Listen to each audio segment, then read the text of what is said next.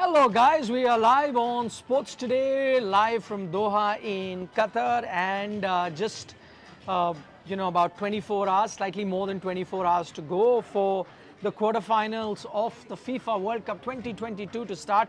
Mouth-watering contest. The first day is going to see first up, it's going to be Brazil versus Croatia, and then followed by the later game in the night, which is the bigger one in Argentina, Netherlands. I only say bigger ones. I mean, all teams are very good. I only say bigger because that seems like a more closer contest 50-50 contest. than the one that we will see earlier in the day. So we're very excited. Anuj and I are looking ahead to those games, and because it's going to feature two of the numero uno South American teams in these two quarterfinals, Argentina and Brazil. So we decided, let's change the setting from very Middle Eastern, very Doha-like that we've been giving you, give you Latin American feel. So Latin American feel right behind us, where you see this is the CONMEBOL stall that they've been set up. So from the Federation of South America. So that's the Tree of Dreams. That one. That they made. Beautiful. Yeah. What you see behind is the Copa America trophy that they're displaying there, which right now Argentina are holders of. What you see there is a typical Latin American house, typical balcony that you see in Latin American houses. And on top you have clothes hanging onto the line. Jerseys. Just like that, but only the difference here is in real houses you'll see regular clothes lying. Here you've got football jerseys of all South American teams. All you're hearing is Latin American music behind us. So complete feel of being in Latin America. I've been to Brazil and they've tried to recreate that thing. So these are typical favela houses. They call them favela. There, which are like, these low-income, slum-type houses. They tried to recreate. Also, there are many cages in Brazil, right? Like this? Yes, cages, yeah. Like you're seeing this. So, because they don't have like open facilities like Europe and all and too many grounds, so they play in the slum area, they make cage, and then they play football. Anuj and I will also go. Yeah. It's 2 versus 2. We'll find some 2 guys who are less fit than us and then and then play against them. So teams have been practicing, so it's the calm before the storm. But the calm that the teams have been doing, unka kaam chal raha hai because they've been practicing. They're going to be out practicing today. We'll bring you all the updates on Sports Today.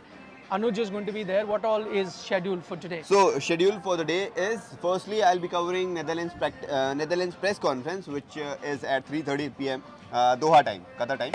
So, Netherlands... 6 p.m. India time. Yeah, Netherlands press conference first, then I'll be going to both the teams' practice session, which is Netherlands and Argentina. Netherlands are practicing at 6 p.m. Argentina will be practicing at 7 p.m. at Qatar University. Zone are different for both the teams. One will have zone 3, one will have zone 6, but the both teams will be at Qatar University only. So I'll be going there, I'll be watching how they practice, what different things they are doing to target each other in tomorrow's match. So we'll be covering that. So exciting day planned. So day before, 2 or 3 days back, we showed Ronaldo live practicing, and today Messi live I'm practice. hopeful that Messi will be there and he'll be practicing with other guys as well. But for that, you need to subscribe to Sports Today. Sharat is saying, according to astrologers, Argentina will lose. We'll get to our predictions, what we think might happen in those games. Many of the sites, many of the websites or many of the football pundits are saying that the chances of Netherlands win are 52%. 52%. 52. Out of 100, 52 they are giving to Netherlands, 48 they are giving to Argentina. But mostly fans that we met here, and we put a video out on that also, just talking to a lot of fans that are here, neutral fans, not necessarily from Argentina. They are also mostly picking Argentina simply because of the Messi factor, because most of them are like Messi fans, so everyone's picking up that. These two teams have some history. 2014 met each other. It was a semi-final. That game went to penalties, and then Argentina won from there. This time, different teams. I think it's a very, very close encounter. It's a 50-50 sort of game. And how I see this game panning out, I'm just looking at how these two teams performed in their previous games. So Netherlands beating USA 3-1, and that was a very convincing win against a better team. America are a dangerous team with better personnel, and so Netherlands beat them more convincingly, so look better. Look at Australia's win against, Argentina's win against Australia. I think that was a closer game. In fact, it was a great save by the keeper towards the end. Otherwise, Australia could have easily made it 2-all. You never know where the game would have gone from there. And looking at Argentina's performance there and Netherlands' performance versus USA, Argentina playing slightly weaker team compared to US, all of that put into place, I think Netherlands have looked better than Argentina so far. That said, Messi had this monkey behind his back that he hadn't scored in a knockout game of the World Cup. That is off. He scored in the last game, so I think that pressure off sometimes will help you do better. So it's a 50-50 game in that sense. But I think Netherlands, they've got Gakpo there, they've got Memphis Depay, both in good form. Gakpo has been scoring here in this World Cup, and I expect him that he could be, didn't score in the last game, but has been in good scoring touch. Memphis Depay, I was just looking at some stats, has scored 24 goals in the last 30 games that he's played for Netherlands. So red hot scoring streak, the man from Barcelona. So both of them combined, I do not see a 0-0 draw with this sort of attacking lineup. One goal definitely you're going to see from Netherlands. Also, with the news about Argentina, Di Maria is fit. He may be coming into the 11. With Di Maria there, Messi with the monkey off his back, I don't see a situation where Argentina don't score. So I'm expecting Argentina also to score. So luckily, I don't see a 0-0 draw. So that's the first good thing that I see in this game. But these two teams have a lot of history. Netherlands very, very consistent so far. Have made, I think, 4 quarterfinals in the last 5 World Cups. That tells you how consistent they've been. So they're also dangerous. I think they're the team who have reached most the knockouts. Most knockouts. And never won a World Cup. Yeah, never won a World Cup. Although they had so much of brilliant players in their team, always. Yeah, the Cruyff team I think came the closest. They came the closest. They played the final. But other than that, yeah. Or the 2010. 98 team that lost to Brazil. They were the better team. I think they lost to Brazil in the semi-final. That 98 Dutch team, outstanding team. Ruud Gullit won? No. So I'll tell you who were there. But Dennis No, Bergkamp. that is Dennis Bergkamp, Kluivert up front. Patrick Kluivert. Then it had Mark Overmars. Then it had Edgar Davids and the Seedorf. Oh, Seedorf, Davids together. Oof. Then it had defense, Jaap Stam. It had Philip Cocu in midfield, Jaap Stam in defense. The De Bro brothers in defense. Deadly Dutch team that was. So, and Van der Sar keeper. So when I went to the Netherlands practice session 3 days or 4 days back, I saw Edgar Davids also with the team. Oh, He's what assistant. What a player. Yeah. Yes. So he was running and he was jogging and he was making himself comfortable after the practice session got over. If you ask me to pick a player in a team, any team, if you ask me to pick a player in a team to play for your life, if your life is dependent and you need a player to give 100%, who are you going to pick all time? I'm picking Edgar Davids. 100% commitment on the field, 100%, always going for the ball, so tough. Big, he's short, not tall, but physical. Oh, very physical. Very. But, it was like Gattuso, that kind of like Gattuso, that style of player. I think Seedorf was also Seedorf also superb. like that, exactly. Imagine what David Seedorf in the midfield. But they never won World Cup. Exactly. But, that was their best. But talking about the previous game, Australia versus Argentina, Argentina was all over the match, all over the game. But the thing was, they gave them chances also. Yeah. At the end. And it's all about chances. Who scores on those chances. And if we see Netherlands versus USA, Netherlands didn't give the USA those chances. Although USA scored 1 goal, but Netherlands had 3. Yeah. So they were upper. And if we talk about this match also, Argentina versus Netherlands, I think defense will be a crucial part in this match. Right.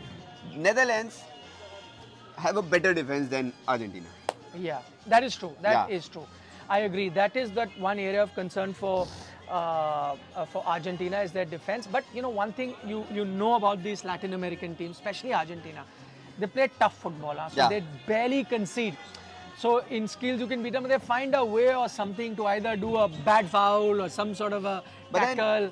They rarely concede. But then Nikhil sir, you are facing another physical team. We talk about if we talk about the physical team, 2 of the physical team, there are Germany and then there are Netherlands. Yeah. These are the only 2 teams in Europe which I think are the most physical team and tough to beat in terms of physicality and all. Yeah. So the result will be tough. What's your prediction? My prediction was going to be what you have predicted, but I'll change it. I know what your prediction is. So you give the prediction, then I'll change. So my prediction on this game is, I think Argentina are winning 2-1. 2-1. So that was going to be my prediction, but now I'm changing it a bit so that, just mixing things up because Anuj picked one. I'm going 1-1 and then going to penalty and Argentina winning. Oh, They have the great. better keeper. Argentina has a better keeper, so I'm going with. Emi Martinez, yeah. Yeah. Superb, terrific. He has done so well in the past, Copa America and all, doing good things with the team, the national team as well as his club side. So let's talk about the other match. Other one. This one I think is not as close as the other one. I'm giving Brazil the edge. You know, their attacking line, their midfield, their defense, everything is sorted. And in attacking, what I'm liking is like we were talking about, you know, the Holland game or Argentina. We know where the goals are going to come from. In Brazil, you don't know where. Last game also, there's stunning performance against South Korea. Goals are divided. Richarlison got one, Vinicius Jr. got one, Neymar got one. They're dividing, so you don't know where the goal is going to come from, and that's the problem for opposition team. They are looking like, you know, well-oiled machine. Then the midfield of Casemiro, you know, controlling that midfield.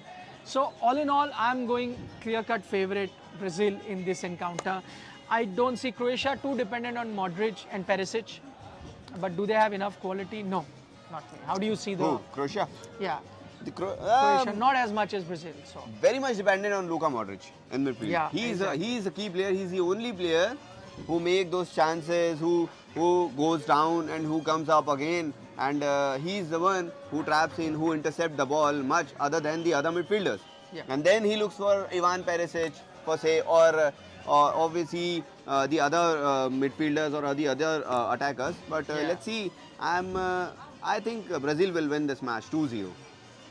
2-0. Yeah. Again, I'm 2-0. going with him. 2-0. 2-0. I thought I'll pick something See, Croatia else, but struggled against Japan also yes, for penalties. scoring. But yeah. the advantage is, if it goes to penalties, So they'll have Brazil- the advantage of winning a penalty. But you Croatia. see, Brazil is also experienced side, Yeah. and in this match, if it goes to penalty, we don't know what will happen if the match goes to penalty, because the pressure in penalties are at different level on the players. Yeah, yeah. The good player also misses a penalty. We have seen many times. Ronaldo, Messi, Neymar. Absolutely. Just answer one question. Shobit Somani has, why was CR7 benched? We've answered that earlier in our video also, but wants to know why was CR7 benched in the last game? Actually, there are two things. Firstly, he is not at his prime in this World Yeah, Cup. he's He has not at not his played at that best level of He the got World voted Cup. in the worst 11 yeah. of this World Cup. So And the just other tell you. thing is that he had some issues with coach Fernando Santos. So he was substituted in a match at 65 minutes, and he was not happy with the coach's decision. And the other day, Fernando Santos came at the press conference. He said he's not satisfied with Cristiano Ronaldo, and he didn't like his behavior. So both the things Yeah. comes together. But he didn't practice last time, huh? You were Yeah, saying this is- so he Cristiano Ronaldo was not seen in the practice session at the last Portugal's training session, which was close to media. So the other players were there, but I think he was not with the squad. Might be he came for 5 or 6 minutes or 7 minutes. He was not there. Yeah. So we don't know whether he starts, but you know, like YSJ Boy pointed out, there's the common running joke here is that he's not CR7, CR37. A lot of people are saying that, but listen, age is just a number. yeah, huh? you know Look what? at Pepe at 39. Yeah. That is How well he something played. else that we have always talked about Virat Kohli also in cricket. Yeah. When his form was very down. So all were talking about Virat Kohli. Then he came. He needs just one goal. And Just then, one yeah. goal. And then you see. His hair also assisted a goal. He had a hair assist in that one game. What do you say? Pepe. Oh God. Pepe, man. Huh? He's Rock solid, huh? Pepe 2.0. Pepe. The Pepe, I remember earlier Pepe was a bad boy of football, naughty boy, always doing bad fouls and on purpose. You know, when the referee is not looking, purposely he'll kick somebody, put some foot there, dangerous fouls. Or when both the players are down, Pepe is also down. Then He also act, yeah. he'll hate.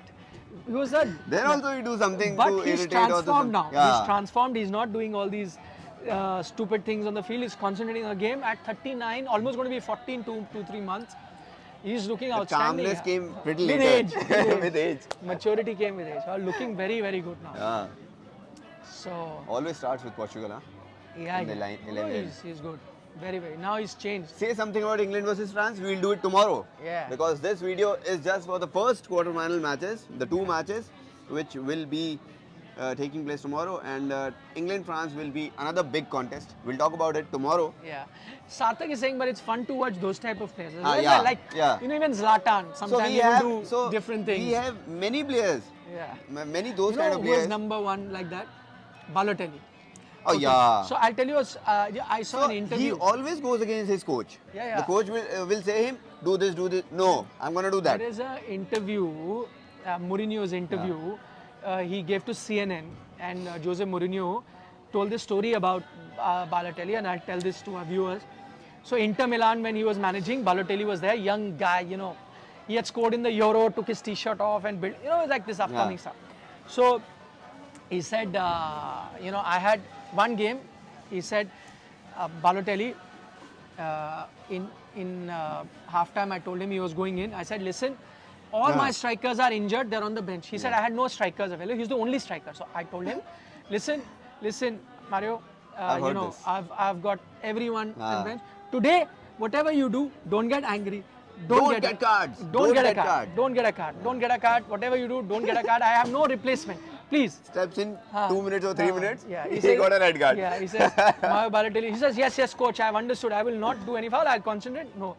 He goes into the game. 2 minutes later, red card, out. He says, this is what Balotelli was.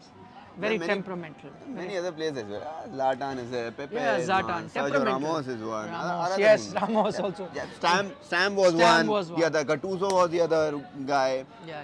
Or temperamental players. So yeah, you've got all sorts of Short-tempered. Yeah. On that note, I'm going to take leave from you. We're coming to you live from Doha, Qatar, bringing you all the latest stories. You know, show some love, share all the stories that we're putting with your friends. If they're football fans, then I'm sure will enjoy. It's our effort to show you what's happening here and making you a part of the FIFA World Cup if you've not been able to travel here. On that note, thank you from Anuj and I. Take good care of yourselves. Enjoy the FIFA World Cup. And for all extra content, tune into Sports Today. Bye-bye for now.